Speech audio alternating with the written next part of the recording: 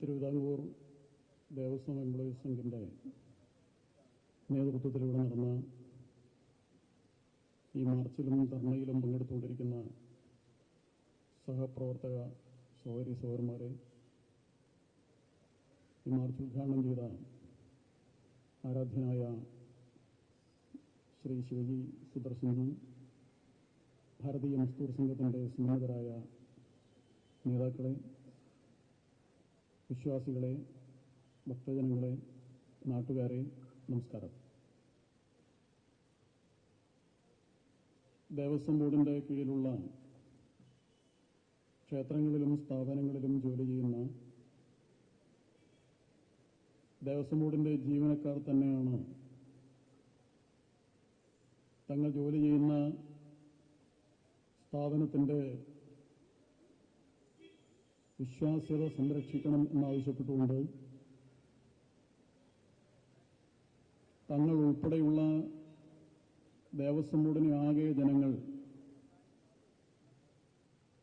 സംശയത്തോടുകൂടി നോക്കുന്ന ലജ്ജാകരമായ സാഹചര്യം അവസാനിപ്പിക്കണമെന്നാവശ്യപ്പെട്ടുകൊണ്ട് ഇത്തരമൊരു സമരം ഇവിടെ നടത്തുന്നത്. അഖില ലോക അയ്യപ്പ ഭക്ത സംഗമം എന്ന പേരിൽ തിരുവിതാംകൂർ ദേവസ്വം ബോർഡ്, കേരള സർക്കാർ, ദേവസ്വം വകുപ്പ് മന്ത്രി അവരുടെയൊക്കെ നേതൃത്വത്തിൽ, മുഖ്യമന്ത്രി എന്നിവരുടെ നേതൃത്വത്തിൽ പമ്പയിൽ വെച്ച് ശബരിമല വികസിപ്പിക്കാൻ 1300 കോടി രൂപ സമാഹരിക്കാൻ വേണ്ടി ഒരാഗോള നിക്ഷേപക സംഗമം നടക്കുകയുണ്ടായി. ലോകത്തെമ്പാടുമുള്ള സ്പോൺസർമാരെ പങ്കെടുപ്പിച്ചുകൊണ്ട് ശബരിമലയെ വികസിപ്പിക്കാൻ വേണ്ടി 1300 കോടി രൂപ സമാഹരിക്കാൻ വേണ്ടിയാണ് ഈ നിക്ഷേപകന്മാരെ പങ്കെടുപ്പിച്ചുകൊണ്ട് നിക്ഷേപക സംഗമം നടത്തുന്നത് എന്നായിരുന്നു പ്രഖ്യാപനം. ആ പ്രഖ്യാപനം വന്ന് നിക്ഷേപക സംഗമമൊക്കെ നടന്ന് അതിനിടയിലാണ് ഇപ്പോൾ ഈ കാണുന്ന നിലയിലുള്ള, കേൾക്കുന്ന നിലയിലുള്ള കാര്യങ്ങളെല്ലാം പുറത്തു വരാൻ ആരംഭിച്ചത്. ഒരു കാര്യം വളരെ വിശ്വാസികളായ ആളുകൾക്ക് വളരെ ബോധ്യമുണ്ട്. അയ്യപ്പൻ കൃത്യമായ ഒരു സമയത്ത് തന്നെ ഭക്തജനങ്ങളോട് ആരെങ്കിലും നിക്ഷേപിക്കാൻ ഉദ്ദേശിക്കുന്നുണ്ടെങ്കിൽ അവരുടെയെല്ലാം മുമ്പാകെ പറഞ്ഞിരിക്കുകയാണ്, ഈ കള്ളന്മാരെടുക്കാൻ ഒരു ഉറുപ്പ്യ പോലും കൊടുക്കണ്ട, ഇതുവരെ കൊടുത്തതെല്ലാം കട്ടുകൊണ്ടുപോയിട്ടുള്ളത്, സമർപ്പിച്ചതെല്ലാം കട്ടുകൊണ്ടുപോയിട്ടുള്ളത്, അതുകൊണ്ട് എന്നെ വെച്ച് വിൽക്കാനുള്ള ഈ ശ്രമമാണ് നിക്ഷേപ സംഘമായിട്ട് ഇവിടെ നടത്തിയിരിക്കുന്നത്, ഒരു ഉറുപ്പ്യ കൊടുക്കരുത് എന്ന് അയ്യപ്പനിപ്പോ ദിനംപ്രതി പറഞ്ഞുകൊണ്ടിരിക്കുന്നതാണ്, ഭക്തജനങ്ങളെ ഉണർത്തിക്കൊണ്ടിരിക്കുന്നതാണ് നമ്മളിപ്പോൾ കണ്ടുകൊണ്ടിരിക്കുന്നത്, കേട്ടുകൊണ്ടിരിക്കുന്നത്. തിരുവിതാംകൂർ ദേവസ്വം ബോർഡ് അതിന്റെ 75ാം വാർഷികത്തോടനുബന്ധിച്ച് ഇത്തരമൊരു സംഗമം നടത്താൻ തീരുമാനിച്ചു എന്ന് പറയുമ്പോൾ ഇപ്പോഴത്തെ ദേവസ്വം ബോർഡ് പ്രസിഡന്റ്, ഇതിനു മുമ്പിലുള്ള ദേവസ്വം ബോർഡ് പ്രസിഡന്റ്, അതിനു മുമ്പിലുള്ള ദേവസ്വം ബോർഡ് പ്രസിഡന്റ്, അങ്ങനെയൊക്കെ വന്ന് ഏറ്റവും ചുരുങ്ങിയത് ഇപ്പോ ദേവസ്വം ബോർഡ് പ്രസിഡന്റുമാരും അംഗങ്ങളും ഈ കള്ളന്മാരെല്ലാം പോയാൽ ഇവരെല്ലാം പാർപ്പിക്കാൻ പുതിയ ജയിൽ പണിയേണ്ട ഒരു സാഹചര്യം നമ്മൾ ഈ കേരളത്തിൽ സംജാതമായിരിക്കുകയാണ്. നിലവിലുള്ള ജയിലിൽ ഇവരെ കൊള്ളും തോന്നില്ല, ശരിയായ രീതിയിലുള്ള അന്വേഷണം പോയാൽ. നമ്മുടെ രാജ്യത്തിന്റെ ചരിത്രത്തിൽ എവിടെയെങ്കിലും, സംസ്ഥാനത്തിന്റെ ചരിത്രത്തിൽ എവിടെയെങ്കിലും ഇങ്ങനെയൊരു സംഭവം നമ്മൾ കേട്ടിട്ടുണ്ടോ? ക്ഷേത്രവും ക്ഷേത്ര സ്വത്തുക്കളും സംരക്ഷിക്കാൻ വേണ്ടി കേരള നിയമസഭയിൽ നിന്ന് MLA-മാർ തെരഞ്ഞെടുത്ത്, ഞാൻ ഹിന്ദു വിശ്വാസിയാണ്, ഞാൻ അയ്യപ്പ വിശ്വാസിയാണ്, ദൈവവിശ്വാസിയാണ്, ഞാൻ അയ്യപ്പന്റെയും ദൈവത്തിന്റെയും സ്വത്തുക്കളെല്ലാം സംരക്ഷിച്ചുകൊള്ളും എന്ന് സത്യപ്രതിജ്ഞ ചെയ്ത് അധികാരമേറ്റ് ഇവിടെ ഭരിച്ച ആളുകൾ, ദേവസ്വം ബോർഡിന്റെ ഭാരവാഹികൾ, അംഗങ്ങൾ, ആ ദേവസ്വം ബോർഡിനെ തന്നെ പ്രതിയാക്കിക്കൊണ്ട്, 8ാം പ്രതിയാക്കിക്കൊണ്ട് ഒരു FIR ഇപ്പോൾ ഇവിടെ രജിസ്റ്റർ ചെയ്തിരിക്കുകയാണ്. നമ്മുടെ നാടിന്റെ ചരിത്രത്തിൽ ഇതുപോലെ ഇത്രയും നാണക്കേടുണ്ടാക്കിയ ഒരു സംഭവം നമ്മൾ ഇതുവരെ കേട്ടിട്ടുണ്ടോ? എന്നിട്ടും ചില ആളുകൾ ഇങ്ങനെ മേന് പറയാണ്, ഞങ്ങൾ ഒരൊറ്റയാളും വിടൂല, ഒരു തരി പൊന്നു കൊണ്ടുപോയിട്ടുണ്ടെങ്കിൽ അവരെല്ലാം ഞങ്ങൾ അഴിക്കുള്ളിലാക്കും, ഞങ്ങളങ്ങനെ ഓരുമ്പിട്ട് ഇറങ്ങിയിരിക്കുകയാണ്, ഞങ്ങൾ വിടുന്ന പ്രശ്നമില്ല എന്നൊക്കെ പറയണം. പറയുന്ന കേട്ടത്തൊന്നും ഇവരാണ് കള്ളന്മാരെ പിടിച്ചതെന്ന്. സാധാരണ നമ്മളെ നാട്ടിലൊരു രീതിയുണ്ട്. എന്താണ് രീതി? അന്വേഷണ ഉദ്യോഗസ്ഥന്മാർ കള്ളന്മാരെ പിടിച്ച് കോടതിയിൽ ഏൽപ്പിക്കും. ഈ വിഷയത്തിൽ എന്താ നടന്നിരിക്കുന്നത്? കോടതി കള്ളന്മാരെ പിടിച്ചിട്ട് പോലീസിനെ ഏൽപ്പിക്കരുത്. പോലീസുകാർ പിടിച്ചിട്ട് അറസ്റ്റ് ചെയ്ത് കോടതിയിൽ ഏൽപ്പിക്കല്ല. കോടതി പറഞ്ഞു ഇന്ന സാധനങ്ങൾ അവിടെ കണ്ടിട്ടുണ്ട്, ഇന്ന സാധനങ്ങൾ അവിടെ കാണുന്നില്ല, മുമ്പ് കൊണ്ടുപോയാൽ 5 കിലോ കുറവാണ് എന്നൊക്കെ പറഞ്ഞ് കൃത്യമായിട്ട് ഇന്ന ആളുകളാണ് കോടതിയാണ് പറഞ്ഞത്. എന്തിനാ അവിടെ പോലീസ്? എന്തിനാ ഇവിടെ ക്രൈംബ്രാഞ്ച്? എന്തിനാ ഇവിടെ വിജിലൻസ്? എന്തിനാണ് ഇവിടെ ആഭ്യന്തര വകുപ്പ്? ഈ ആഭ്യന്തര വകുപ്പ് ഭരിക്കാൻ എന്തിനാണ് ഒരു മന്ത്രി? മുഖ്യമന്ത്രി തന്നെയാണ് ആഭ്യന്തര വകുപ്പ് കൈകാര്യം ചെയ്യുന്നത്. മാർക്സിസ്റ്റുകാർ മേനി പറയുന്നത് പിണറായി വിജയൻ, ഇരട്ടച്ചങ്കുള്ള പിണറായി വിജയൻ കേരളത്തിൽ ഒരു ഇല അനങ്ങിയാൽ അറിയാവുന്ന സംവിധാനം ഇവിടുത്തെ പോലീസിനുണ്ട് എന്നൊക്കെയാണ് പറയുന്നത്. 3 തവണ കഴിഞ്ഞ വർഷം ശബരിമല അവലോകന യോഗത്തിൽ മുഖ്യമന്ത്രി പങ്കെടുത്തിട്ടുണ്ട്. ശബരിമലയിൽ പോയിട്ട് അവലോകനം നടത്തിയിട്ടുണ്ട്. പമ്പയിൽ പോയി അവലോകനം നടത്തിയിട്ടുണ്ട്. ദേവസ്വം മന്ത്രി നിരവധി തവണ പോയിട്ടുണ്ട്. ശ്രീകോവിലിന് മുമ്പിൽ മറ്റു ഭക്തന്മാർക്ക് അയ്യപ്പനെ ദർശിക്കാനുള്ള അവസരം നിഷേധിച്ചുകൊണ്ട് മുമ്പിൽ തന്നെ നിന്നിട്ടുണ്ട്. പ്രസാദം കയ്യിൽ വാങ്ങിയിട്ട് സാനിറ്റൈസർ പോലെ കയ്യിൽ ഇങ്ങനെ പുരട്ട് നമ്മൾ കണ്ടിട്ടുണ്ട്. ഇവരെല്ലാം അവിടെ പോയിട്ട് തിരിഞ്ഞു കളിച്ചെന്തിനാ? കക്കാൻ സഹായിക്കാൻ വേണ്ടിയാണോ? ദേവസ്വത്തിന്റെ വിജിലൻസില്ലേ, അന്വേഷണ സംവിധാനങ്ങളില്ലേ? ഇങ്ങനെ എന്തെങ്കിലും അവിടെ നിന്ന് കക്കുന്നുണ്ടെങ്കിൽ, കൊണ്ടുപോകുന്നുണ്ടെങ്കിൽ, വെട്ടിപ്പ് നടത്തുന്നുണ്ടെങ്കിൽ എന്തുകൊണ്ട് ഇവര് മാത്രം അറിഞ്ഞില്ല? ഞങ്ങൾ അറിഞ്ഞല്ലോ. ഞങ്ങൾ കഴിഞ്ഞ വർഷം, അതിന് മുമ്പത്തെ വർഷവും ദേവസ്വം മന്ത്രിയോട്, രാധാകൃഷ്ണൻ മിനിസ്റ്ററോടും, ദേവസ്വം ബോർഡ് പ്രസിഡന്റ് പ്രശാന്തിനോടും, അവിടുത്തെ MLA ജിനീഷ് കുമാർ ഉൾപ്പെടെ അവിടുത്തെ ഗസ്റ്റ് ഹൌസിലിരുന്ന് ഇന്ന കാര്യങ്ങളൊക്കെ ഇവിടെ നടക്കുന്നുണ്ട്, സ്വർണ്ണപ്പാളി കൊണ്ടുപോയി എന്ന് ഞങ്ങൾ പറഞ്ഞിട്ടില്ല. ഇത്രയും വല്ല കളവ് നടത്തുമെന്ന് നമ്മൾ സ്വപ്നത്തിൽ പോലും വിചാരിച്ചിട്ടില്ല. ബാക്കി ഇപ്പൊ നടന്ന കാര്യങ്ങളെല്ലാം പറഞ്ഞിട്ടുണ്ട്. ഞെട്ടിപ്പിക്കുന്ന കാര്യങ്ങളാ നിങ്ങൾ പറഞ്ഞത്. നിങ്ങൾ ഈ നിവേദനത്തിൽ പറഞ്ഞ കാര്യങ്ങളൊക്കെ സത്യമാണെങ്കിൽ അമ്പരപ്പിക്കുന്ന കാര്യങ്ങളാണെന്ന് ദേവസ്വം മിനിസ്റ്റർ പറഞ്ഞത്. ഞങ്ങൾ അതിശക്തമായ നടപടിയെടുക്കും, അന്വേഷണം നടത്തുന്ന പറഞ്ഞത്. ഒന്നും നടന്നില്ല. കാരണം എന്താ നടക്കാത്തത്? ആരാ വെട്ടിപ്പാടുന്നത്? ആരാ കക്കുന്നത്? ആരാ നക്കുന്നത്? ആരാ മുക്കുന്നത്? സ്വന്തക്കാർ തന്നെയാണ്, സാമന്തന്മാരാണ്, പിണിയാളുകളാണ്. ഇതിൽ പല ആളുകൾക്കും പടി കൊടുക്കുന്നവരാണ്, പാർട്ടിക്ക് കൃത്യമായി കൊടുക്കുന്നവരാണ്, നേതാക്കന്മാർക്ക് കൃത്യമായി തിരിക്കുന്നവരാണ്. അങ്ങനെയുള്ള ആളുകൾക്കെതിരായിട്ട് അങ്ങനെ നടപടിയെടുക്കാൻ പറ്റുക? എല്ലാവർക്കും എല്ലാം അറിയാമായിരുന്നു. ശകുനം നല്ലതാണെന്ന് വിചാരിച്ചിട്ട് പോരളോളം കട്ടു. അതല്ല കാര്യം. അവസാനം കോടതിയുടെ പിടിയിൽ വീണു അയ്യപ്പന്റെ ശക്തി കൊണ്ട്.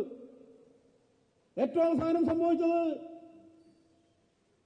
അവിടുന്ന് വീണ്ടും സ്വർണം പൂശാൻ വേണ്ടിയിട്ട് ദ്വാരപാലക ശില്പങ്ങൾ കൊണ്ടുപോയല്ലോ. പൂശിയുടെ തന്നെ പൂശുകയാണ്. അങ്ങനെ കൊണ്ടുപോയപ്പോ നടപടിക്രമങ്ങൾ പാലിക്കാതെയാണ് കൊണ്ടുപോയത് എന്ന വിവരമാണ് പുറത്തു വന്നത്. ഇത്രയും സംഭവം ഇതിന്റെ ഉള്ളിലുണ്ടോ നമ്മളാരും മനസ്സിലാക്കിയില്ല.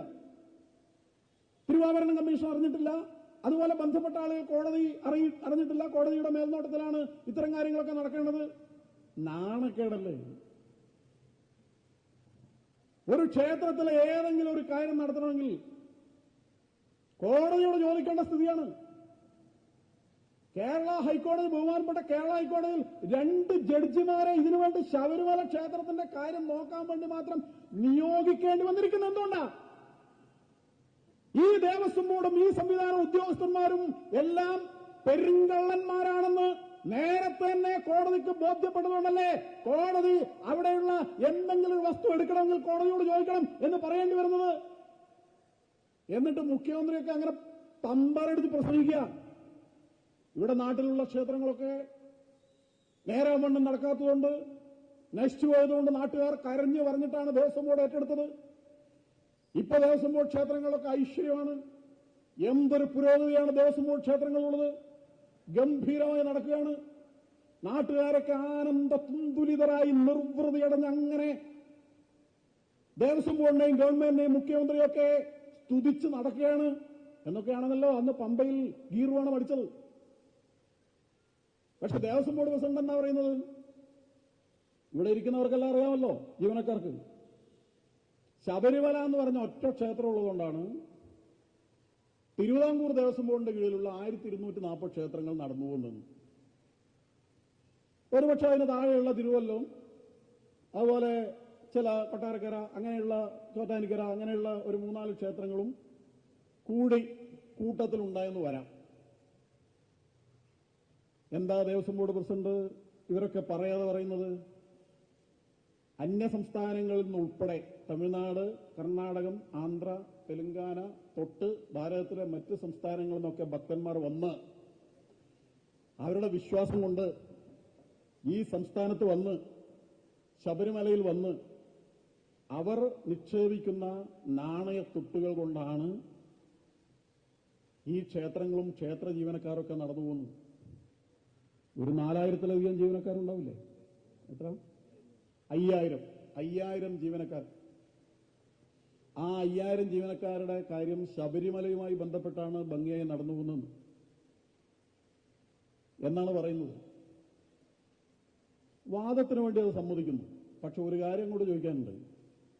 നാട്ടുകാരൻ മാനം മര്യാദയായിട്ട് നന്നായി നടത്തിയിരുന്ന ക്ഷേത്രങ്ങൾ നിങ്ങൾ പിടിച്ചെടുത്തിട്ട് ഇത്രയും കൊല്ലായിട്ട് ഈ 1240 ക്ഷേത്രങ്ങളിൽ ഒരു 40 ക്ഷേത്രങ്ങൾ മാത്രമേ നിങ്ങളുടെ ഭാഷയിൽ പറഞ്ഞാൽ ലാഭത്തിൽ നടക്കുന്നുള്ളെങ്കിൽ 1200 നഷ്ടത്തിലാണ് നടക്കുന്നത്. ഇതെല്ലാം കച്ചവട രീതിയിലാണല്ലോ പറയുന്നത്.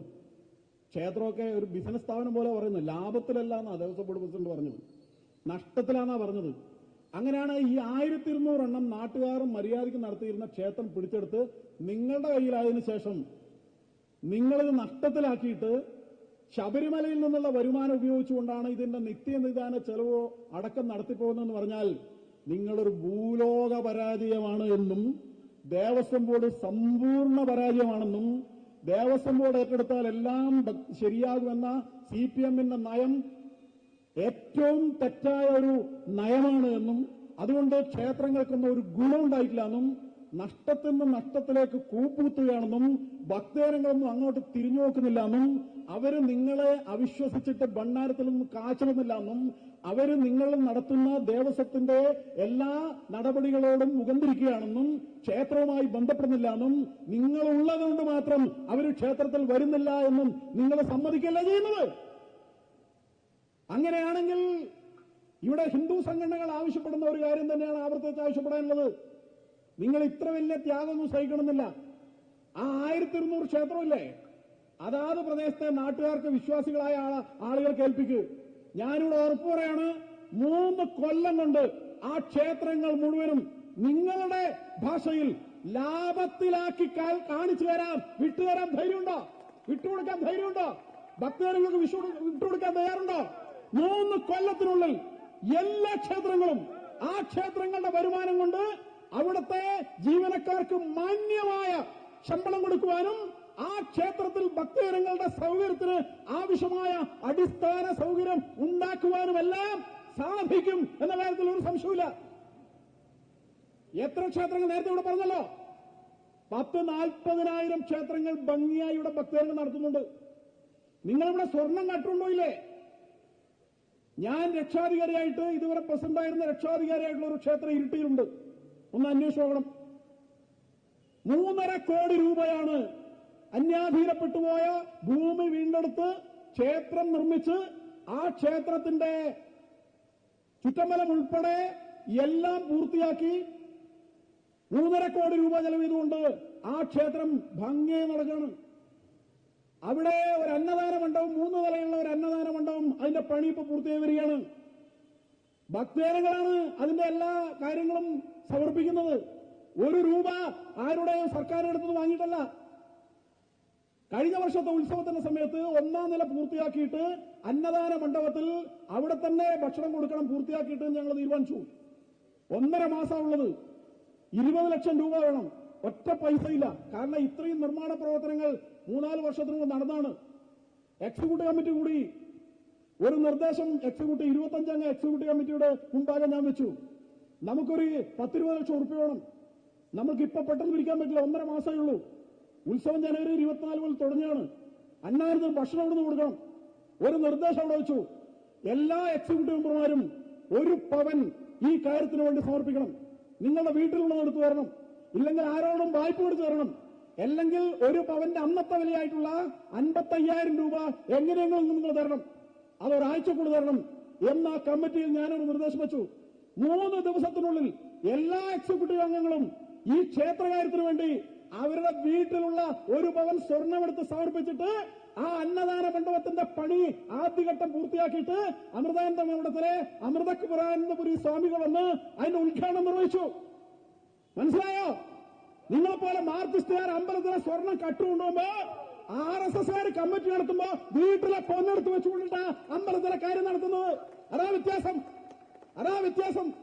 അങ്ങനെ ആയിരക്കണക്കിന് ക്ഷേത്രങ്ങൾ ഇവിടെ നടക്കുന്നുണ്ട്.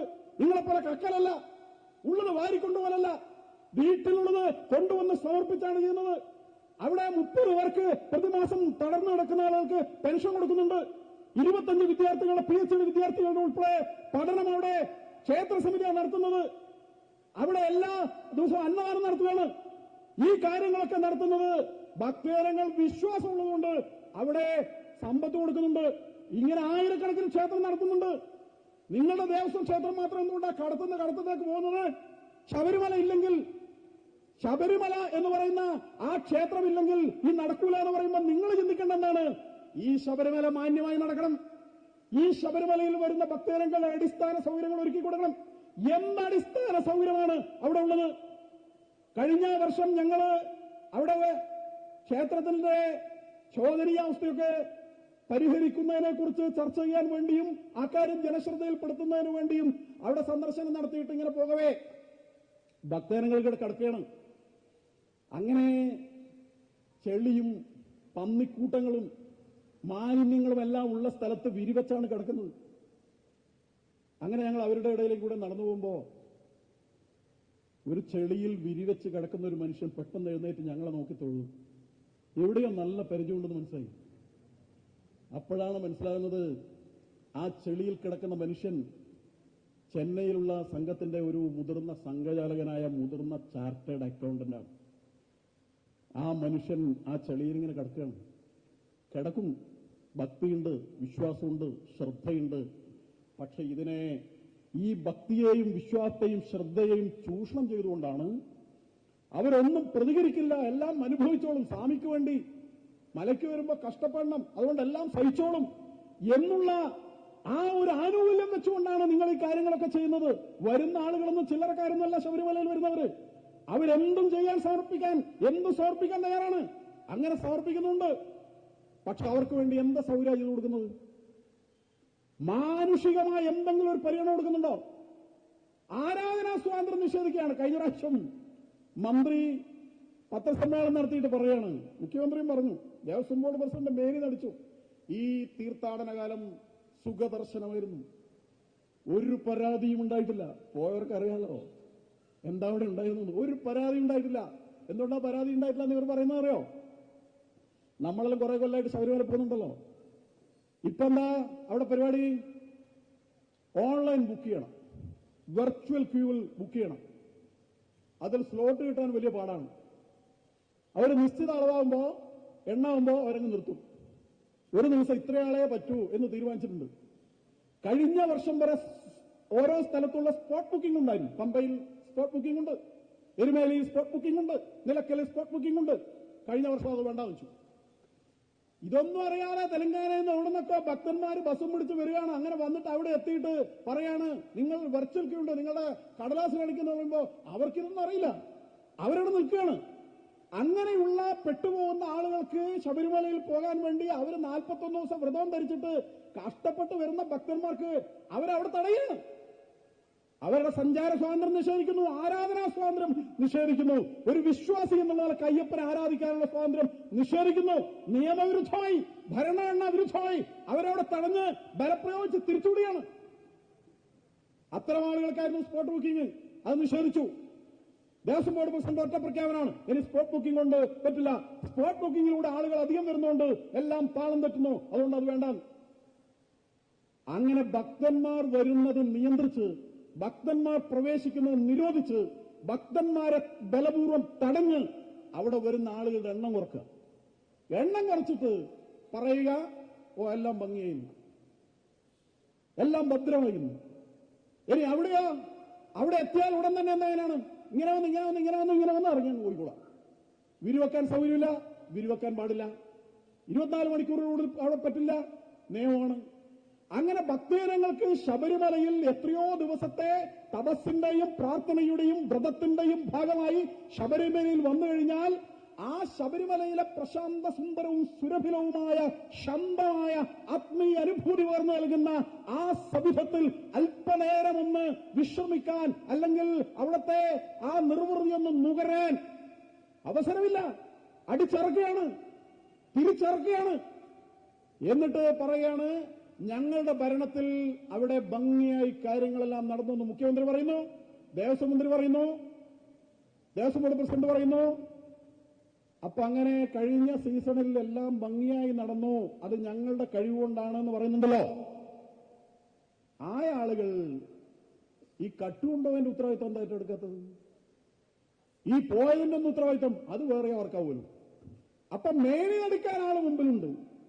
പക്ഷെ ഈ ചെയ്ത ഈ കെടുകാര്യസ്ഥതയുടെയും കൊള്ളയുടെയും ഉത്തരവാദിത്വം ആർക്കുമില്ല. അപ്പൊ അവർ പറയാണ്, ഇപ്പോഴത്തെ പ്രസിഡന്റ് പറയാണ്, എന്റെ മുമ്പിലത്തെ പ്രസിഡന്റ് പോലെ അങ്ങോട്ടാണ് കട്ടതെന്ന്. അദ്ദേഹത്തിനിടയ്ക്ക് അദ്ദേഹം പറയാണ്, ഇത്രാം തീയതി മുതൽ ഇത്രാം തീയതി വരെയാണ് ഞാൻ, അതിനു മുമ്പാണ് ഇത് കട്ടതെന്ന്. ഒരു കാര്യം വളരെ വ്യക്തമാണ്, കട്ടതെല്ലാം മാർക്സിസ്റ്റുകാരാണ്, അതിൽ സംശയമൊന്നുമില്ലല്ലോ. ഇതിനു മുമ്പിലത്തെ ആളാരായിരുന്നു?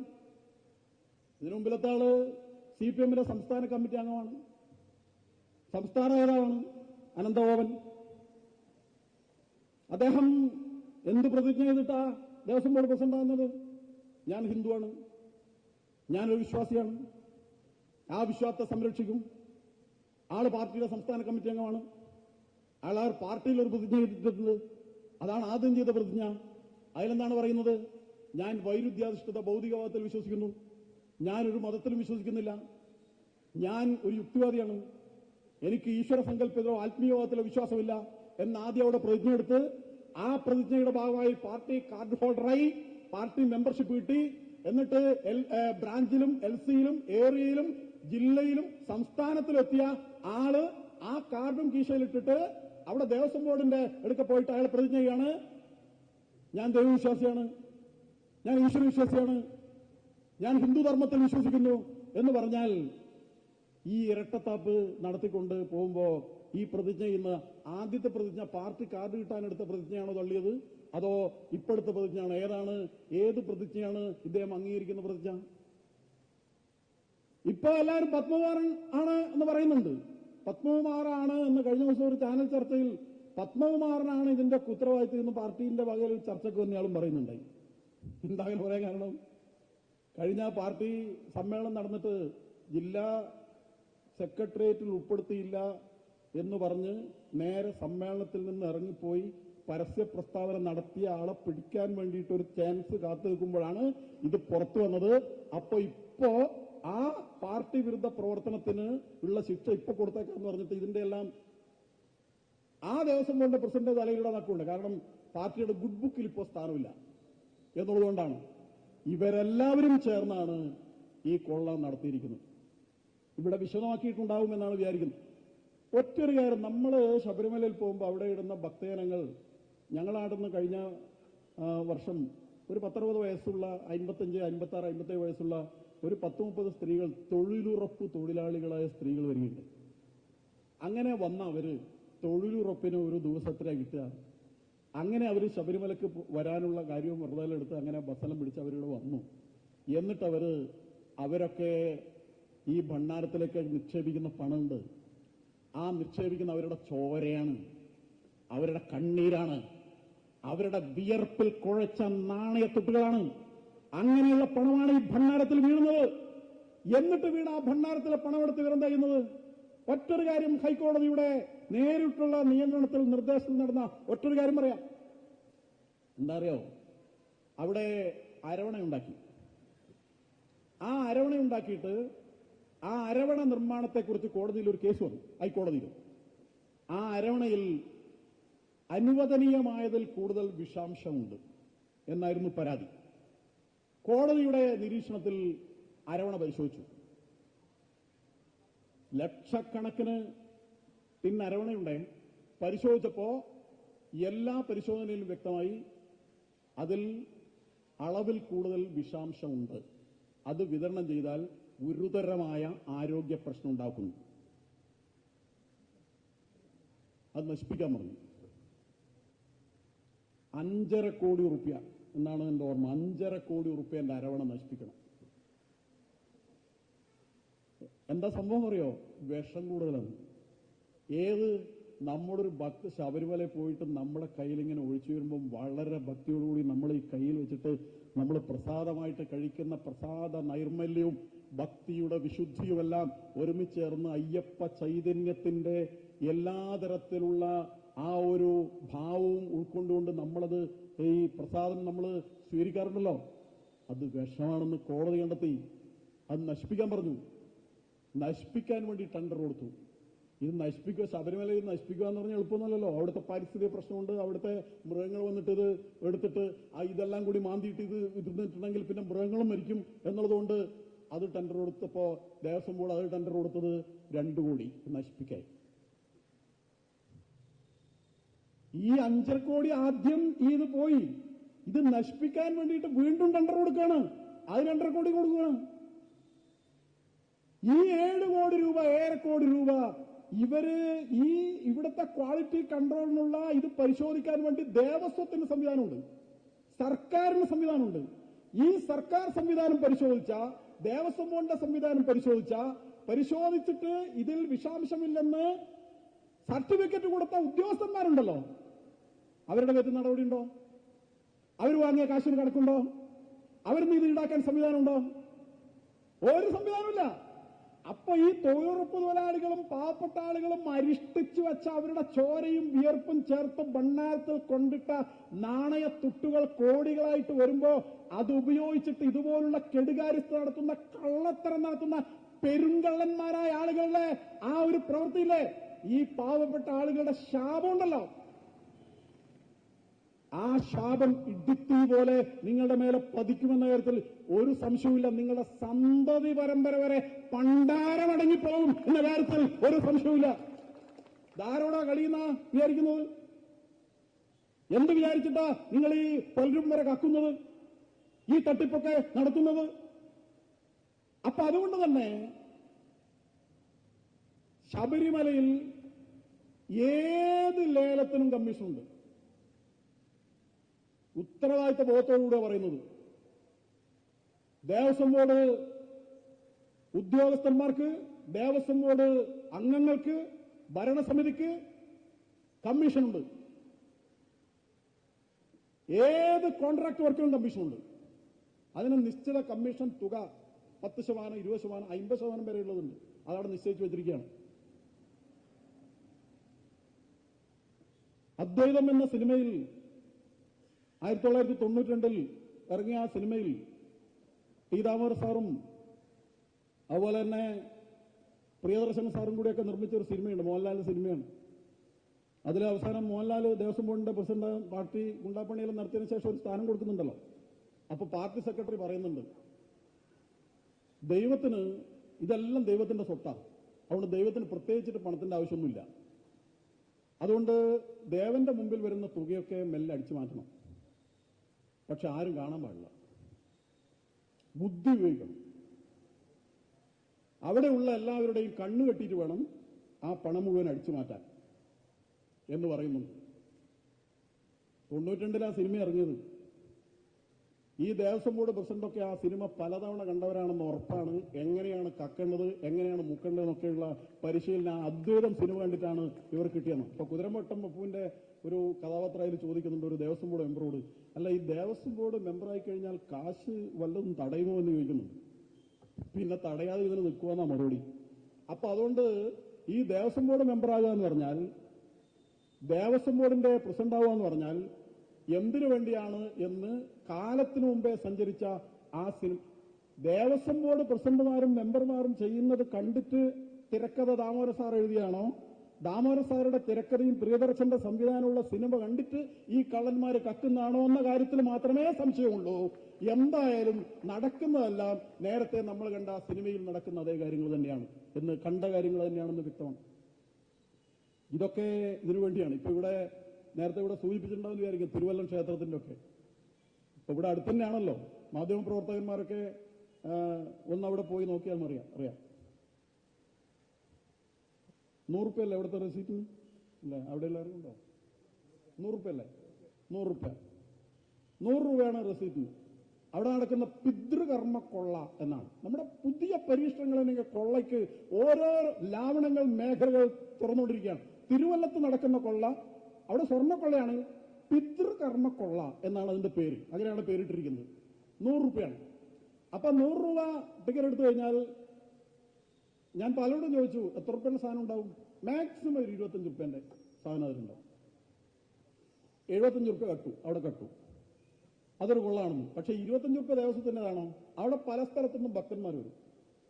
ഭക്തന്മാരായ തമിഴ്നാട്ടിൽ നിന്നും അങ്ങനെ പല സ്ഥലത്തുനിന്ന് ആളുകൾ വരുമ്പോൾ അതിന്റെ ആളുകൾ പറയും ഇത് ഇവിടെ ഭക്തന്മാർക്ക് പിതൃകർമ്മം ചെയ്യാൻ ആവശ്യമായ കാര്യങ്ങളൊക്കെ ഇവിടെ സമർപ്പിക്കാവുന്നതാണ്. അപ്പൊ ഇവരെടുക്കുന്ന സമർപ്പണം, സ്പോൺസർമാരിൽ നിന്ന് സമർപ്പണം ഉണ്ടാവും. ആ സമർപ്പണം ചെയ്ത സാധനം തന്നെയാണ് ദേവസ്വം 100 രൂപ മേടിച്ചു കൊടുക്കുന്നത്. ഇത് ഭക്തന്മാർ സൗജന്യമായി ഇവിടെ വരുന്ന ആളുകൾക്ക് കൊടുക്കാൻ വേണ്ടി സമർപ്പിച്ചത് 100 രൂപ ഈടാക്കിയിട്ട് കൊടുക്കുകയാണ്. എന്നിട്ട് 100 രൂപേന്റെ റിസീറ്റ് ആക്കിയിട്ട് 25 രൂപ കൊടുക്കുകയാണ്. ചില സമയത്ത് അവിടെ പറയുന്ന കേട്ടെന്ന് വെച്ചാൽ അവിടുന്ന് നേരെ അവിടുത്തെ കടകളിൽ ഈ സാധനം പോകും, എന്നിട്ട് അതിവിടെ വരുന്നു. അങ്ങനെ കടകളിലുള്ളത് ഇവിടെ വരികയും ഇവിടെയുള്ളത് കടകളിൽ പോവുകയും ചെയ്യുന്ന ഒരു മാന്ത്രിക വിദ്യയും കൂടി നടക്കുന്നുണ്ട് ഇതിന്റെ നടുവിൽ. ഇതിനെല്ലാം കൂടി അവസാനം അന്വേഷണമായി. വിജിലൻസ് അന്വേഷണം നടന്നു.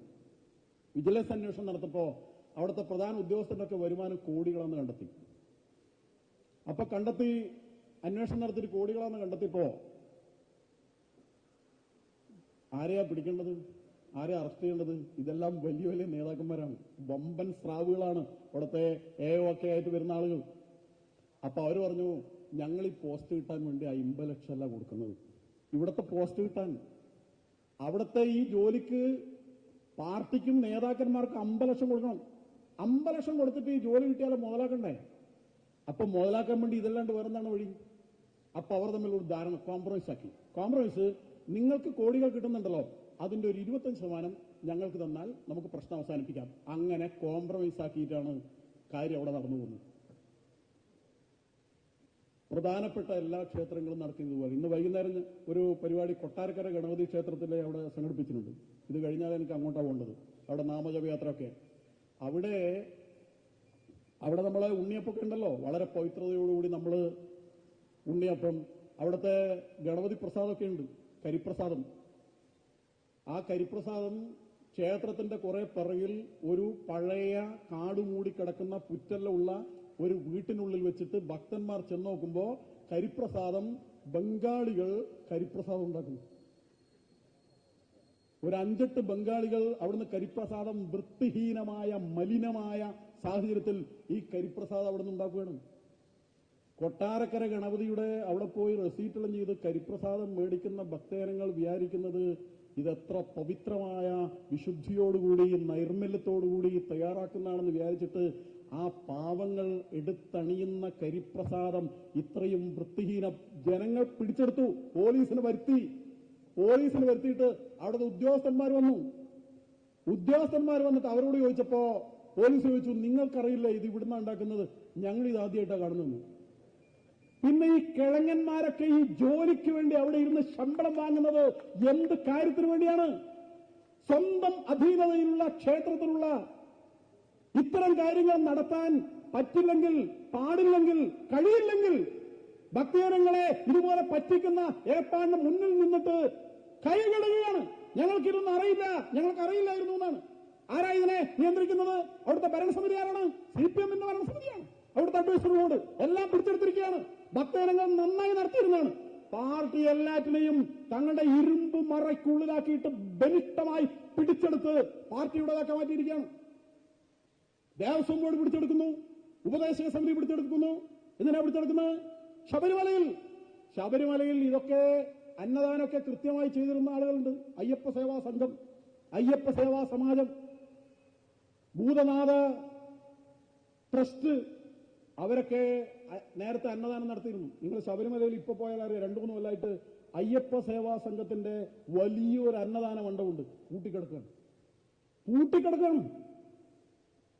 നിങ്ങളാരും അങ്ങനെ ഭക്തന്മാരെ സേവിക്കണ്ട എന്നാണ് ദേവസ്വം ബോർഡ് എടുത്ത നിലപാട്. ഒരു ചുക്ക് വെള്ളം കൊടുക്കാൻ പോലും വിടുന്നില്ല. അമൃതാനന്ദമായി ഹോസ്പിറ്റലിൽ നിന്ന് ഡോക്ടർമാർ വന്നിട്ട് കുഴഞ്ഞു വീഴുന്ന ആളുകളും അങ്ങനെയുള്ള ആ രോഗികൾക്ക് വേണ്ട അടിയന്തര ശുശ്രൂഷ വളണ്ടിയർ മനസ്ഥിതിയോടുകൂടി, സേവന മനസ്ഥിതിയോടുകൂടി ചെയ്യുന്ന 10-40 ഡോക്ടർമാർ അവിടെ ആ അമൃതാനന്ദമായ ആശ്രമത്തിൽ വരുന്നുണ്ടായിരുന്നു. നിങ്ങൾ ഈ ദേവസ്വം ബോർഡിന്റെ പരിധിയിൽ നിങ്ങൾ പ്രവേശിക്കാൻ പാടില്ല എന്ന് പറഞ്ഞ് തിരിച്ചയച്ചു. ആംബുലൻസ് തിരിച്ചയച്ചു, ഡോക്ടർമാരെ തിരിച്ചയച്ചു. ഷോക്ക് അടിച്ചിട്ട് കഴിഞ്ഞ ഷോക്ക് അടിച്ചിട്ട് എത്ര ആളുകൾ മരിച്ചു? കുഴഞ്ഞു വീണിട്ട് എത്ര ആളുകൾ മരിച്ചു? ഞങ്ങളൊക്കെ നടന്നു പോകുമ്പോൾ കുഴഞ്ഞു വീണ് അവിടെ വീണ ആളുകളെ പരിചരിക്കാൻ വേണ്ടിയിട്ട് ഒരു ആരോഗ്യ പ്രവർത്തനം തേടിയിട്ട് അങ്ങോട്ടും ഇങ്ങോട്ടും ഓടിയിട്ട് 1 കിലോമീറ്റർ ഓടിയിട്ട് ഒരുത്തരും കിട്ടിയില്ല. നോക്കാൻ ആളില്ല. ആളുകൾ പടഞ്ഞു വീണ് മരിക്കുകയാണ്. പക്ഷേ സേവനം നടത്താൻ വന്ന ആളുകൾ അവിടെ നിന്ന് തിരിച്ചുവിടുക. അയ്യപ്പ സേവാ സംഘത്തെ കുടിയിറക്കി. ഇവരൊക്കെ കുടിയിറക്കാൻ കാരണം എന്താണ്? ഇവരൊക്കെ അവിടെ ഉണ്ടെങ്കിൽ നടക്കുന്ന ഈ കൊള്ളയറിയും, പുറത്തറിയും. ഇത് വീതം വെപ്പ് നടക്കുമ്പോ ഇവരറിയാൻ പാടില്ല. അതുകൊണ്ട് സന്നദ്ധ പ്രവർത്തനം നടത്തുന്ന ആളുകളെ, സത്യസന്ധമായി പ്രവർത്തനം നടത്തുന്ന ആളുകളെ അവിടെ ഇറക്കി വിടണം. എന്താ അവിടെ നടക്കുന്നത്? അവിടുത്തെ വളരെ പ്രധാനപ്പെട്ട ഒരു സ്ഥാനത്തിരിക്കുന്ന സത്യസന്ധനായ ഒരാൾ ഞങ്ങളോട് കഴിഞ്ഞ വർഷം പറഞ്ഞൊരു കാര്യമുണ്ട്. അവിടെ ജോലിക്കാരൻ തന്നെയാണ്, പക്ഷെ പേരെന്നോട് പറഞ്ഞാൽ എനിക്ക് ജോലി ഉണ്ടാവില്ല, ഞാൻ കാണുന്നതാണ്, നിവൃത്തിയില്ലാത്തതുകൊണ്ടാണ്, അല്ലെ രാജിവെച്ചു പോയെന്ന് പറഞ്ഞിട്ട് അദ്ദേഹം പറഞ്ഞൊരു കാര്യമുണ്ട്. അവിടെ അന്നദാനം നടക്കുന്നുണ്ട്. ആ അന്നദാനം 2000 അന്നദാനം കൊടുക്കും. എത്രയാൾക്ക് അന്നദാനം കൊടുത്തു എന്നുള്ളതിന്റെ തെളിവെന്ന് വെച്ചാൽ ഒരു തുണ്ട് കടലാസ് ഉണ്ട്, അതിൽ പാതി കീറി ഒരു കടലാസ് വെച്ചിട്ട് എണ്ണുന്നത്. ആ കടലാസ് 2000 പേർക്ക് അന്നദാനം കൊടുത്തിട്ട് 10,000 തുണ്ട് കടലാസ് പാതി കീറിയത് എണ്ണിയാൽ 10,000 അന്നദാനം കൊടുത്തത്. വേറൊന്നുമില്ല. ബാക്കി 8,000ന്റെ പൈസ തട്ടിപ്പ് നടത്തുകയാണ്. സ്റ്റോറിൽ നിന്ന് സാധനങ്ങൾ വരികയാണ്. വന്ന സാധനം തന്നെ തിരിച്ച് ഇപ്പുറത്തേക്കൂടി സ്റ്റോറിലേക്ക് പോവുകയാണ്. വീണ്ടും അത് തന്നെ വരികയാണ്. കടക്ക് അവിടെ ബില്ലിങ്ങനെ കൂടിക്കൂടി വരികയാണ്. കോടികളുടെ വെട്ടിപ്പാണ് അന്നദാനത്തിന്റെ പേര് നടത്തുന്നത്. ഈ വെട്ടിപ്പ് നടത്താൻ വേണ്ടിയിട്ടാണ് സൗജന്യമായ അന്നദാനം നടത്തിയിരുന്ന പലരെ അവിടെ നിന്ന് ആട്ടി ഓടിച്ചത്. ഇപ്പൊ ഭക്തന്മാർക്ക് അവർക്ക് വിശക്കുമ്പോ അന്നദാന പ്രഭു എന്നാണ് അയ്യപ്പനെ പറയുന്നത്. അവിടുന്ന് ഭക്ഷണം കിട്ടുന്നില്ല. എന്തുകൊണ്ടാണ് കിട്ടാത്തത്? അവിടെ ഹോട്ടലുണ്ട്. ആ ഹോട്ടൽ ശ്രീകോവിലിനെ തൊട്ടുമുമ്പ് നോക്കുമ്പോൾ ഒരു വലിയ ഹോട്ടൽ കാണാം. എത്രയാ അവിടുത്തെ വില? അവരോട് ചോദിക്കുമ്പോൾ അവരെന്താ പറയുന്നത്? 1 കോടിക്കായി ചെറിയത് എടുത്തിരിക്കുന്നത്. ഞങ്ങൾക്ക് മുതലാകാൻ വേണ്ടി അവര് കൊള്ള വിലക്ക് സാധനം വിൽക്കുകയാണ്. കൊള്ള വിലക്ക്. ശബരിമലയിൽ എത്ര കോടി വേണമെങ്കിലും ഭക്തജനങ്ങൾക്ക് അന്നദാനം കൊടുക്കാൻ വേണ്ടിയിട്ട് കൊടുക്കാൻ ഭക്തജനങ്ങൾ തയ്യാറാണ്.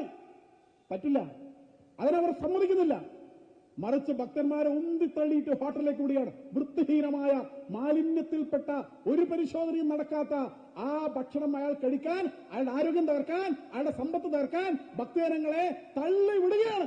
കൊള്ളയ്ക്ക് വേണ്ടി വിടുകയാണ്. എത്രയെത്ര കൊള്ള ഇതുപോലെ നടക്കുകയാണ്. വരുമാനത്തിന് വേണ്ടിയാണ് ഇത് ചെയ്യുന്നതെന്നാണ് പറയുന്നത്. വരുമാനമൊക്കെ അവിടെ കിട്ടും, അതാണ് ഞങ്ങൾ പറയുന്നത്. അക്കാര്യത്തിൽ നിങ്ങൾ പേടിക്കണ്ട. പക്ഷെ നിങ്ങൾ സത്യസന്ധരായിരിക്കണം. നിങ്ങളുടെ കാര്യങ്ങൾ സുതാര്യമായിരിക്കണം. നിങ്ങൾ വിശ്വാസ്യത നിലനിർത്തണം. അത് നിലനിർത്താത്തതാണ് പ്രശ്നം. അതുകൊണ്ട് തന്നെ ശബരിമല എന്ന് പറയുന്നത് ശബരിമല മാത്രമല്ല, എല്ലാ ക്ഷേത്രങ്ങളും ഇവർക്കൊരു കറവ പശുവാണ്. ഈ ദേവസ്വം മാത്രമാണോ? എല്ലാ ദേവസ്വങ്ങളുടെ ഇതാവസ്ഥ. എന്താ ഇവര് പറയുന്നത്?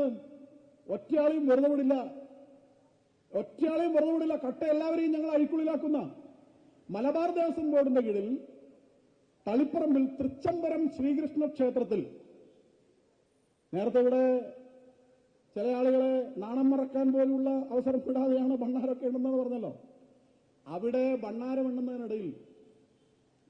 എണ്ണുന്നതിനിടയിൽ പണം കവർച്ച, അയാള് പണം മുഴുവനും താഴെ പാന്റിന്റെ കിശയിലേക്ക് ഇങ്ങനെ എടുത്തു പോകുന്നത് CCTV കണ്ടു. മിനിമം ഒരു കോമൺ സെൻസ് ഉണ്ടെങ്കിൽ CCTVന്റെ മുമ്പിൽ ഇരുന്നിട്ട് ഈ പൈസ മാട്ടുമോ? ഇങ്ങനെ തട്ടുന്നു കൊടുത്തുവോ? അത് CCTV കണ്ടു, അയാൾ പിടിച്ചു. തളിപ്പറമ്പ് ശ്രീകൃഷ്ണ ക്ഷേത്രത്തിലെ ആ പണം കട്ടയാള് ദേവസ്വം എംപ്ലോയീസിന്റെ CITUവിന്റെ അവിടുത്തെ മേഖല പ്രസിഡന്റായിരുന്നു. അദ്ദേഹത്തെ ആ ക്ഷേത്രത്തിൽ നിന്ന് വേറൊരു ക്ഷേത്രത്തിലേക്ക് മാറ്റി. പകരം ഒരാൾ എണ്ണാൻ വന്നു. ഒരു മാസത്തിനുള്ളിൽ അയാളിങ്ങനെ പണം തട്ടിപ്പിക്കും. അയാൾ പ്രസിഡന്റ് അല്ലേ, സെക്രട്ടറിയാണ്. ഇതേ CITUവിന്റെ സെക്രട്ടറിയാണ്. പ്രസിഡന്റിനെ മാറ്റിയിട്ട് സെക്രട്ടറിനെ കൊണ്ടുവന്നു. സെക്രട്ടറി ഒരു മാസത്തിനുള്ളിൽ സെക്രട്ടറി പിടിയിലായി. അതും CCTV തന്നെ. പരാതി കൊടുത്തു, CCTV പരിശോധിച്ചു, അന്വേഷിച്ചു, സെക്രട്ടറിയെ സസ്പെൻഡ് ചെയ്തു. ഭക്തജനങ്ങൾ പ്രക്ഷോഭം നടത്തി സസ്പെൻഡ് ചെയ്തു. ഒരു മാസത്തിനുള്ളിൽ എന്താ സംഭവിച്ചെന്നറിയോ? ഇതെല്ലാം ചെയ്ത അവിടുത്തെ എക്സിക്യൂട്ടീവ് ഓഫീസർ ഉണ്ട്. സസ്പെൻഷൻ പിൻവലിച്ച് എക്സിക്യൂട്ടീവ് ഓഫീസറെ സ്ഥലം മാറ്റി. എങ്ങനെയുണ്ട് കാര്യം? ക്ഷേത്രത്തിന്റെ ദേവന്റെ പണം കൊള്ളയടിച്ച ആളുകളെ സസ്പെൻഡ് ചെയ്ത ഉദ്യോഗസ്ഥനെ സ്ഥലം മാറ്റി. എന്നിട്ട് സ്ഥലം മാറ്റിയ CITU നേതാവിനെ തിരിച്ചുകൊണ്ടുവന്നു. സസ്പെൻഷൻ പിൻവലിച്ചു. എന്ത് നടപടിയെടുക്കുന്നു നിങ്ങൾ പറയുന്നത്? നിങ്ങൾ ചെയ്തുകൊണ്ടിരിക്കുന്ന കാര്യങ്ങൾ എന്താണ്? കള്ളന്മാർക്ക് കഞ്ഞിവെക്കുന്ന എല്ലാ പിന്തുണയും കൊടുക്കുന്ന ഇത്തരം ഓരോ ക്ഷേത്രങ്ങളിലും ഇതാണ് നടന്നുകൊണ്ടിരിക്കുന്നത്. കൊള്ളയാണ്. ഹിന്ദുക്കൾ എന്ന് പറഞ്ഞത് നടക്കാൻ നാണായി. മറ്റു മതസ്ഥരുടെ ഇടയിൽ അവരുടെ പള്ളി, അവരുടെ കാര്യമൊക്കെ അവര് എല്ലാത്തിലും കാര്യങ്ങളൊക്കെ ഉണ്ടാവും. പക്ഷെ ഇങ്ങനെ ഇത്ര കൊള്ള മറ്റു മാസത്തിനുള്ളിൽ തലകുലിച്ചിട്ട് നേരെ തലയുയർത്തി നടക്കാൻ പറ്റുന്നില്ല. നിങ്ങളെന്ത് അമ്പലം, എന്ത് ദൈവം, എല്ലാം കള്ള കേന്ദ്രമല്ലേ എന്ന് മറ്റുള്ളവർ നമ്മളോട് പറയുമ്പോൾ നാണക്കേടായി പോകുന്നില്ലേ? ഈ നാണക്കേട് ഈ കോടിക്കണക്കിന് ആളുകൾക്ക് ഉണ്ടാക്കുന്നത് ഈ ഒരൊറ്റ പാർട്ടിയല്ലേ? ഈ പാർട്ടിയുടെ നശിച്ച പ്രത്യയശാസ്ത്രമല്ലേ? എല്ലാം പിടിച്ചടക്കാനുള്ള ഇവരുടെ നാറിയ അവരുടെ ശൈലിയല്ലേ? ആ ശൈലി ഉപയോഗിച്ചുകൊണ്ടല്ലേ ഈ കാര്യങ്ങളൊക്കെ ചെയ്തുകൊണ്ടിരിക്കുന്നത്? അവരുടെ പിടിമുറുക്കം സമൂഹത്തിന്റെ സർവ്വമേഖലകളിലും എപ്പോഴും എല്ലാ കമ്മിറ്റിയും പിടിച്ചെടുക്കണം. എല്ലാ ഭക്തന്മാരുടെ കമ്മിറ്റിയും ഉപദേശ സമിതിയും എല്ലാം പിടിച്ചെടുക്കണം. പാർട്ടി കോൺഗ്രസിൽ തീരുമാനിക്കുക, എല്ലാം പിടിച്ചെടുക്കണം, എല്ലാം പാർട്ടിയുടെ നിയന്ത്രണത്തിലാക്കണം എന്ന്. ഇവരാരെങ്കിലും അമ്പലത്തിൽ വരുമോ? ₹1 ഭണ്ണാരത്തിൽ ഇടുവോ? നോർത്ത് ഈസ്റ്റുകാരെങ്കിലും അമ്പലത്തിൽ പോയി ഭണ്ണാരത്ത് പൈസ ഇടുന്നത് നിങ്ങൾ ആരെങ്കിലും കണ്ടിട്ടുണ്ടോ? അങ്ങനെ ഏതെങ്കിലും ഒരാൾ, ഒരു മാർക്സിസ്റ്റുകാരൻ പാർട്ടി മെമ്പർ ഭണ്ണാരത്ത് പൈസ ഇടുന്ന കണ്ടിട്ടുണ്ടെങ്കിൽ അയാൾ ഇട്ട പൈസ 1000 ഇരട്ടി കൊടുക്കാൻ ഞാൻ തയ്യാറാണ്. ₹1 ഇടൂല. കക്കാനും മുക്കാനും അല്ലാതെ ഭണ്ണാരത്ത് പൈസ ഇടാൻ അവർ തയ്യാറാവില്ല. കാരണം അത് അവരുടെ സിദ്ധാന്തത്തിന് എതിരാണ്. അവർക്ക് പണമേ ഉണ്ട്. അതുകൊണ്ടാണ് പറയുന്നത് അവിശ്വാസികളായ ആളുകൾ അവർ ഈ ദേവസ്വം ബോർഡ് അതിൽ നിന്ന് അഴിമതി നടത്തി, കൊള്ള നടത്തി, വിശ്വാസം തകർക്കാൻ വേണ്ടിയിട്ടുള്ള പരിശ്രമം നടത്തുന്നത്. അതുകൊണ്ട് ഈ സംവിധാനത്തെ തകർക്കാണ്. ആ സംവിധാനം തകർന്നാൽ ക്ഷേത്രം മാത്രമല്ല തകരുന്നത്, ആ ക്ഷേത്രത്തെ അടിസ്ഥാനമാക്കി ജീവിക്കുന്ന 5000 ജീവനക്കാരുണ്ട്. ആ ജീവനക്കാരുടെ കഞ്ഞിയിലും കൂടി മണ്ണ് വാരിയിടുകയാണ്. ദേവസ്വം മന്ത്രിയായിരുന്ന ശ്രീ G. സുധാകരൻ മുമ്പൊരിക്കൽ പറയുണ്ടായി, ഒരു 10-12 കൊല്ലം മുമ്പ് അദ്ദേഹം പറഞ്ഞു, ദേവസ്വം മന്ത്രിയായിരിക്കുമ്പോൾ അദ്ദേഹം പറഞ്ഞത് 20,000 കോടി രൂപ പ്രത്യക്ഷമായും പരോക്ഷമായും കേരള ഖജനാവിലേക്ക് ശബരിമല കൊണ്ടെത്തിരുന്നുണ്ട്. 20,000 കോടി രൂപ കേരളത്തിന്റെ അതിർത്തി കടന്ന് കന്യാകുമാരിയിൽ നിന്ന് ഇപ്പുറം വന്ന്, കാസർഗോഡ് നിന്ന് ഇപ്പുറം വന്ന്, പാലക്കാട് നിന്ന് ഇപ്പുറം വന്ന് ഒരു വണ്ടി 1 ലിറ്റർ എണ്ണയടിച്ചാൽ ആ 1 ലിറ്റർ എണ്ണയിൽ നിന്ന് കേരള ഖജനാവിലേക്ക് എത്ര ഉറുപ്പിക കിട്ടും? സെസ്സായിട്ടല്ല, സംസ്ഥാനത്തിന്റെ നികുതിയുണ്ട്. 20ലധികം രൂപ 1 ലിറ്റർ എണ്ണയെന്ന് കിട്ടും. 1 ലിറ്ററിന്. ഒരു വണ്ടി എത്ര ലിറ്റർ എണ്ണ അടിക്കും? ഈ ആയിരക്കണക്കിന് വണ്ടികൾ എത്ര? അത് ഡയറക്റ്റായിട്ട് കേരള സർക്കാരിന്റെ ഖജനാവിൽ വരുന്നതാണ്. ഈ ഒരു ഒറ്റ അയ്യപ്പന്റെ വിഗ്രഹം അവിടെ ഉള്ളതുകൊണ്ട് മാത്രമാണിത്. കേരളത്തിൽ എന്തിനു വേണ്ടിയാ പുറത്തുനിന്ന് ആളുകൾ വരുന്നത്? ഇവിടെ പഠിക്കാൻ വരുന്നുണ്ടോ? ഇവിടെ ചികിത്സക്ക് വരുന്നുണ്ടോ? എന്തിനു വേണ്ടിയാ വരുന്നത്? നമ്മൾ തൊഴിലിന് വേണ്ടി വേറെടുക്ക് പോകുന്നു, പഠിക്കാൻ വേണ്ടി വേറെടുക്ക് പോകുന്നു, ചികിത്സക്ക് വേണ്ടി. ഈ കേരളത്തിൽ മറ്റുള്ളവർ എന്തിനാ വരുന്നത്? കേരളത്തിൽ ലക്ഷക്കണക്കിന് ആളുകൾ ഈ കേരളത്തിൽ വരുന്നത് പത്മനാഭസ്വാമിയെ കാണാനാണ്, ഗുരുവായൂരപ്പനെ കാണാനാണ്, ശബരിമല അയ്യപ്പനെ കാണാൻ വേണ്ടിയാണ്, അല്ലാതെ വേറൊന്നുമല്ല. കണ്ണൂരില് EK നായനാരെ ഒരു പ്രതിമയുണ്ട്, മെഴുകു പ്രതിമയാണ്. നായനാരെ എനിക്ക് ബഹുമാനമാണ്, ഞാൻ അദ്ദേഹത്തെ അവമാനിക്കാൻ പറയുന്നൊന്നല്ല. അവിടെ ഒരു വലിയൊരു മ്യൂസിയമുണ്ട്. ശബരിമല അയ്യപ്പന്റെ ഇത്രയുള്ള വിഗ്രഹത്തിന്റെ 5 ഇരട്ടി വലിപ്പമുള്ള ഒരു പ്രതിമ അവിടെയുണ്ട്. ആ പ്രതിമ സ്ഥാപിച്ചിട്ട് 5 കൊല്ലം. ബഹുമാനപ്പെട്ട മുഖ്യമന്ത്രി, ബഹുമാനപ്പെട്ട എന്ന് പറഞ്ഞില്ല കേസാണ്, അതുകൊണ്ടാണ് ഞങ്ങൾ പറയുന്നത്, ബഹുമാനപ്പെട്ട മുഖ്യമന്ത്രി പിണറായി വിജയനാണ് അത് ഉദ്ഘാടനം ചെയ്തത്. കഴിഞ്ഞ ദിവസം ഞാൻ അവിടെ കല്യാണത്തിന്റെ ഭാഗമായിട്ട് ആ പ്രതിമ എന്ന് കാണാമെന്ന് പറഞ്ഞിട്ട് പോയി. അപ്പൊ അവർ പറഞ്ഞു അത് പൂട്ടിയിട്ടാണ്. ഞാൻ ചോദിച്ചെന്താണ്? ഇവിടെ ഒരു ജീവനക്കാരനുണ്ടായിരുന്നു, ഇവിടെ ആരും അത് കാണാൻ പറ്റത്തില്ല, അതുകൊണ്ടത് പൂട്ടി, അയാളെ ജോലിയിൽ നിന്ന് മാറ്റി എന്ന് പറഞ്ഞു. അയ്യപ്പന്റെ വിഗ്രഹത്തിന്റെ 5 ഇരട്ടി വലുപ്പമുള്ള നായനാരുടെ പ്രതിമ കാണാൻ വേണ്ടിയിട്ട് ഒരു പൂച്ചക്കുട്ടി പാർട്ടിക്കാരൻ പോലും കാണാൻ വരുന്നില്ല. ലക്ഷക്കണക്കിന് പാർട്ടി മെമ്പർമാരുണ്ട്, അത് കാണാൻ വരുന്നില്ല.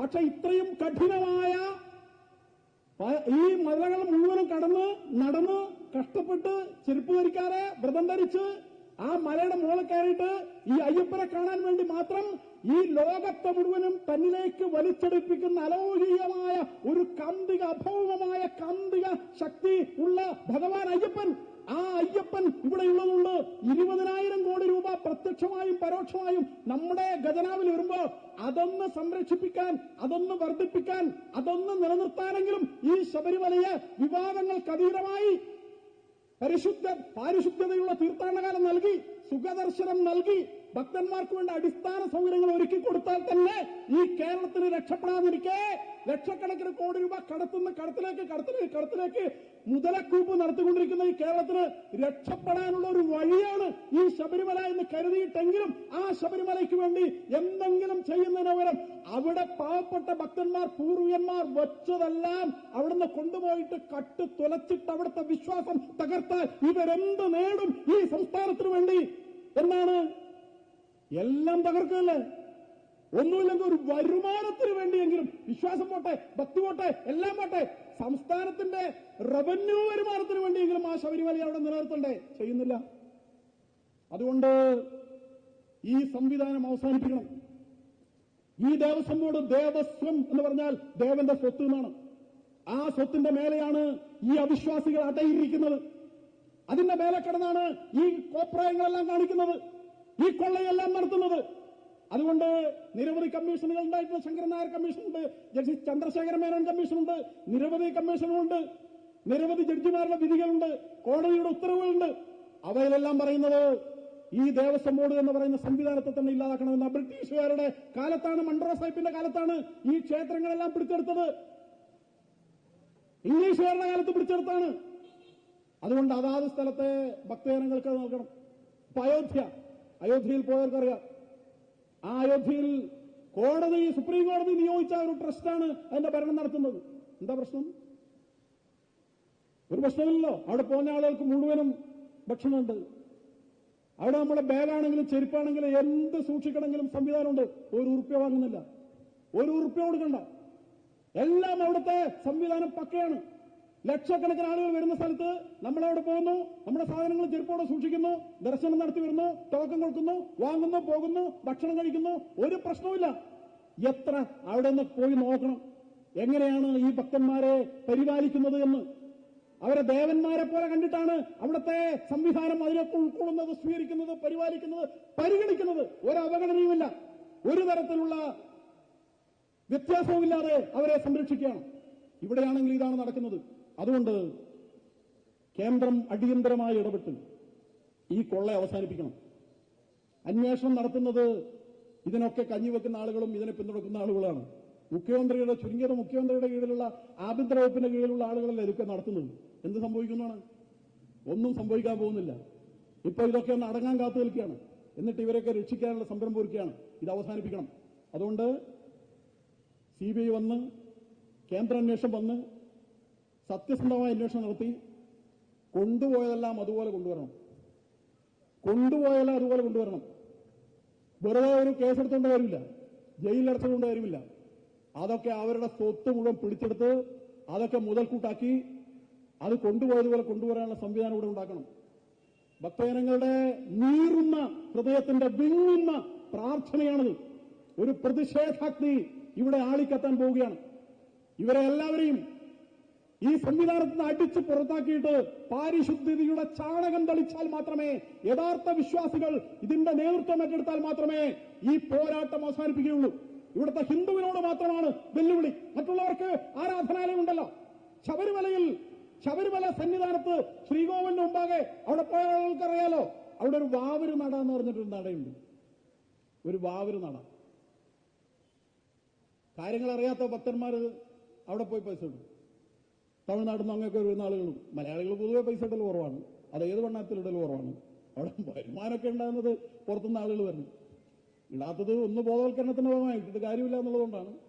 പിന്നെ മലയാളിയുടെ സഹജമായ ഇത്തരം കാര്യങ്ങളൊക്കെ ഇതിൽ നമ്മൾ ഭയങ്കര ആളാണ്, പൈസ കൊടുത്തില്ലെങ്കിൽ ഭഗവൻ നമ്മളെ കാര്യമൊക്കെ നോക്കിക്കൊള്ളുന്നുള്ള ഒരു ചിന്തയൊക്കെ ഉണ്ട്. അതുകൊണ്ടാണ്. ഏതായാലും 2 ഭണ്ണാർ അപ്പുറം ഇപ്പുറമുണ്ട്. ഒന്ന് വാവര് നടയിലെ ഭണ്ണാർ, ഒന്ന് അപ്പുറമുള്ള ഭണ്ണാർ. അപ്പുറത്തുള്ള അയ്യപ്പന്റെ മുമ്പിലുള്ള ഭണ്ണാരത്ത് പൈസ ഇട്ടാൽ അതെണ്ണിയിട്ട് നേരെ ദേവസ്വം ബോർഡിലേക്കാണ്. വാവര് നടയിലുള്ള ഭണ്ണാരത്ത് പൈസ ഇട്ടാൽ എണ്ണിയിട്ട് നേരെ പള്ളിയിലേക്കാണ്. അതൊരു കുടുംബം കൊണ്ടുപോകണം. നയനാർ കുടുംബം എന്ന് പറഞ്ഞൊരു കുടുംബമാണ്, അതിന്റെ ഒരു ട്രസ്റ്റാണ്, അവരത് കൊണ്ടുപോകണം. ഒരേ സ്ഥലത്ത് അപ്പുറത്തും ഇപ്പുറത്തുള്ള ഭണ്ണാരത്തിൽ ഒരേ ദേവസ്വത്തിന്റെ സ്ഥലത്തുള്ള 2 ഭണ്ണാരത്തോട് 2 നീതിയാണ്.